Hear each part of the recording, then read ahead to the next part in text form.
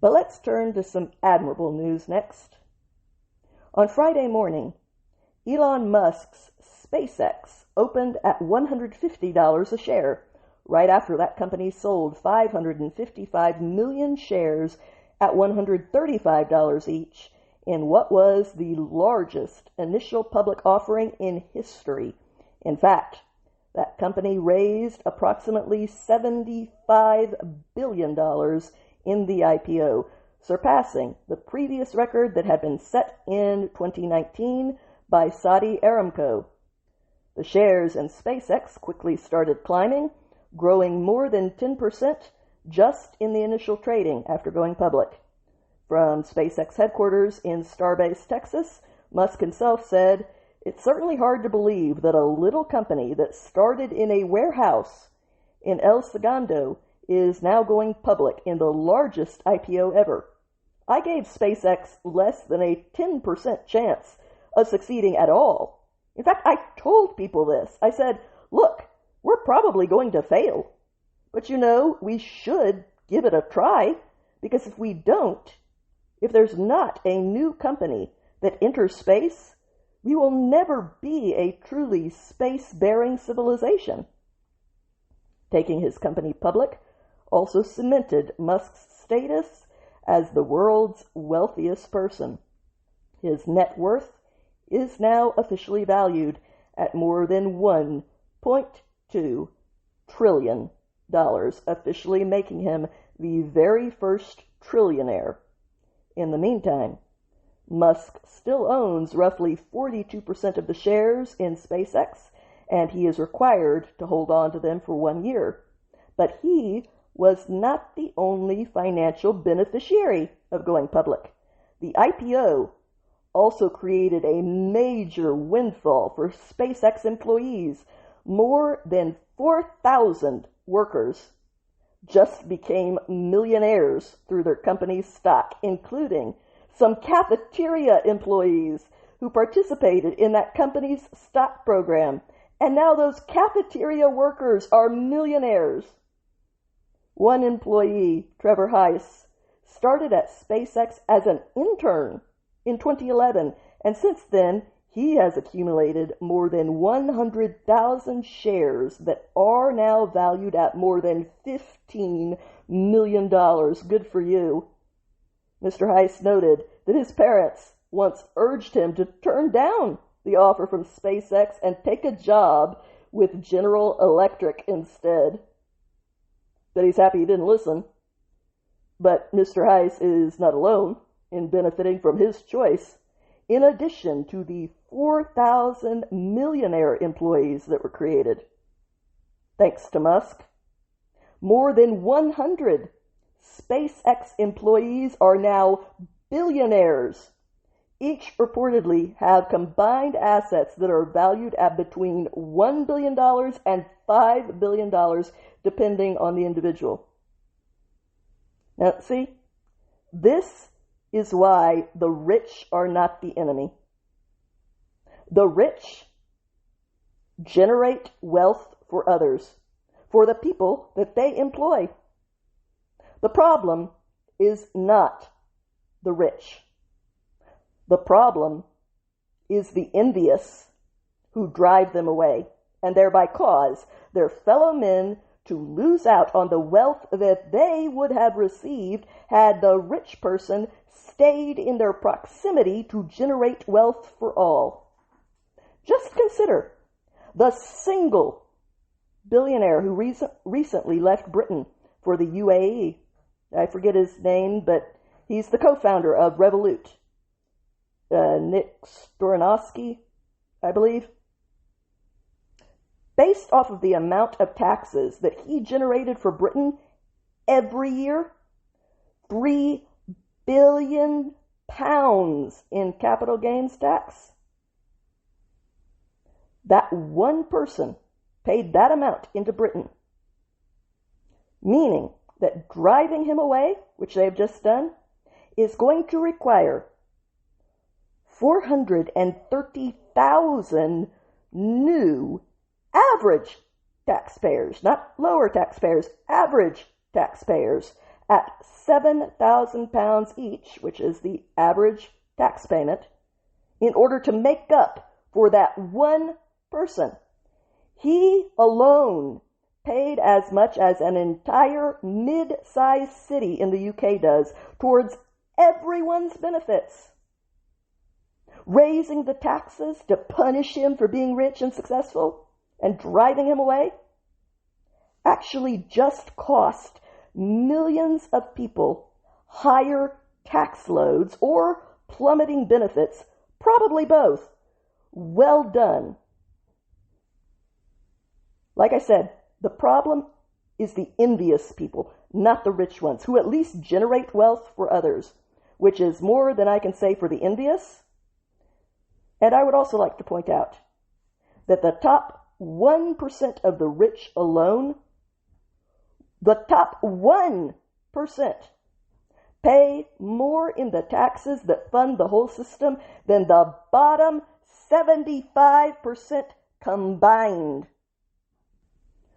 So unless you want to be left holding the bill for that 75%, you need to tell the next envious person that you hear mouthing off about the rich to shut the bleep up and start contributing for a change instead of trying to impoverish us all. Let me put it this way.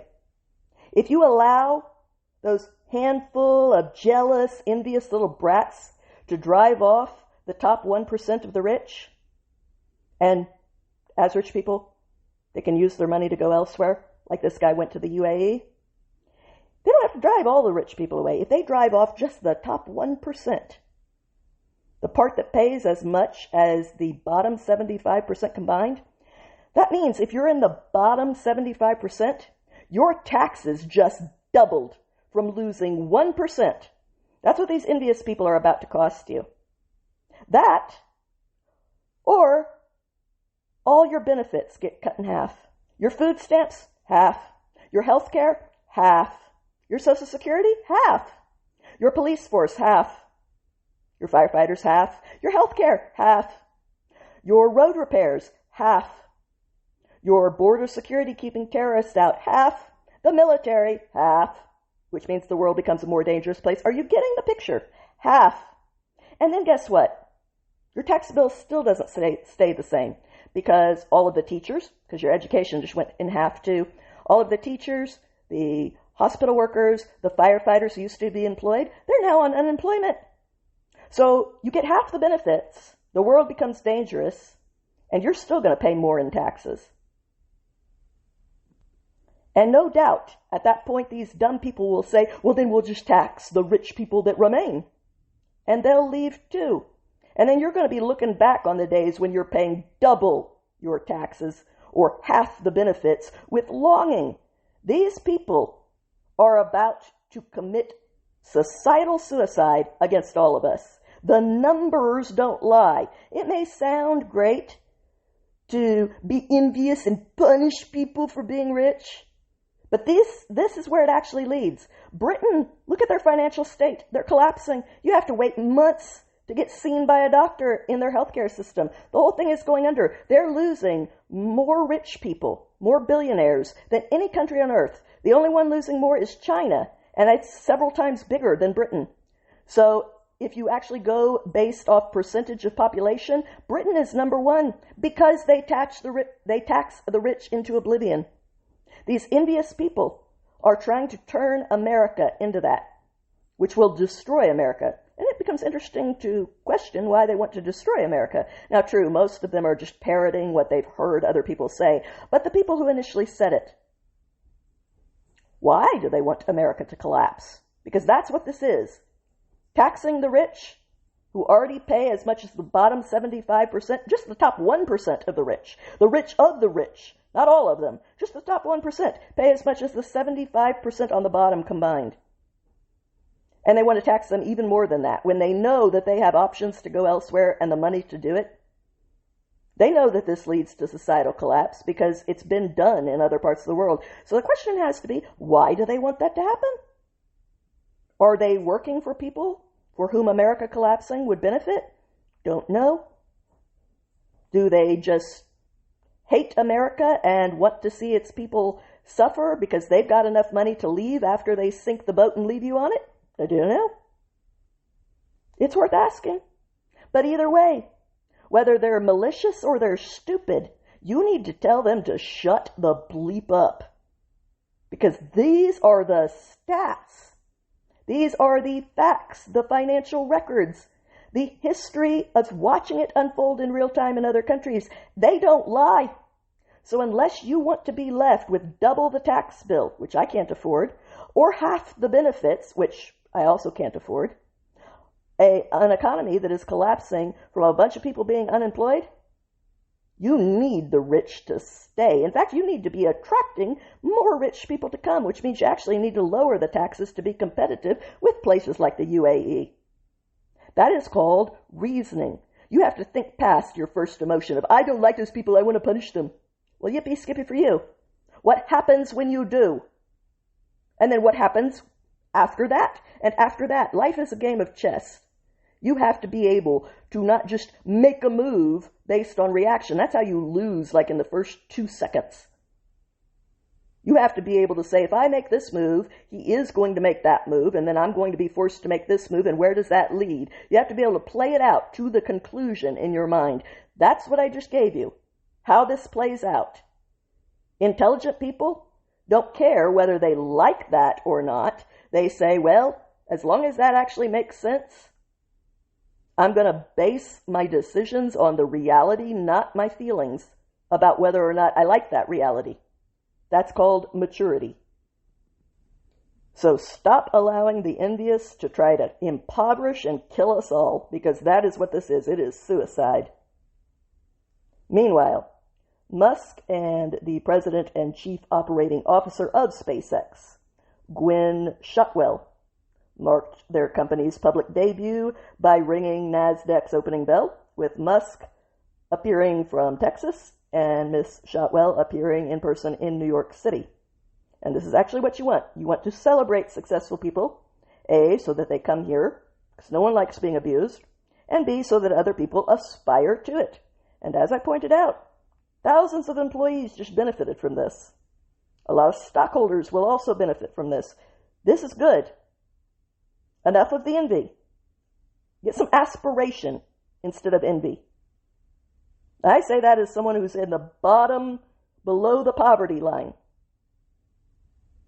Ms. Shotwell also said that the company could pursue major deals following their record-breaking IPO, while also hinting at future overlap between SpaceX and the other wealth-generating companies that Musk has given this world, saying, there's no question that there are synergies between Tesla and SpaceX in our futures. There's a convergence of what we're all trying to accomplish in the future. But right now, I'm focused on keeping the lights on here. Trump has also floated the possibility of eventually merging Tesla and SpaceX. SpaceX already bought xAI earlier this year, giving that aerospace company ownership of xAI's data centers, Grok's AI models, and X, the social media platform formerly known as Twitter.